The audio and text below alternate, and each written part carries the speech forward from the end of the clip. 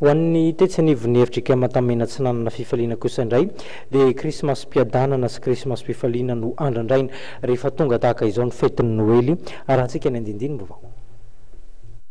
Fotoam-pivavahana lehibe izay nitarihan'ny mpitandrina Ajaratsimba no nitanterahana teto amin'ny FJKM Antanimena Atsinanana fifaliana androany.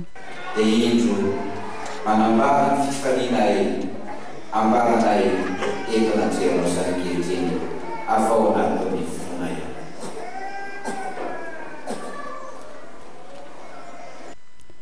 Amin'ny mahafotoan-dehibe ny fankalazana ny nahaterahan'i Jesosy Kristy dia nisy ny fandraisana androany. Tsy mitsaha-mitombo moa ireo mpino eo anivon'ity fiangonana ity ka ankoatry ny fanatitra izay mahazatra dia misy ihany koa ny rakitra manokana izay ezaka ho fanitarana ny fiangonana. Otokanana amin'ny 12 Desambra 2024 moa ity trano fiangonana Antanimena Atsinanana fifaliana ity. Ny hariva teo moa dia mbola nisy ny fotoan-dehibe izay niarahana tamin'ny sekoly Alahady.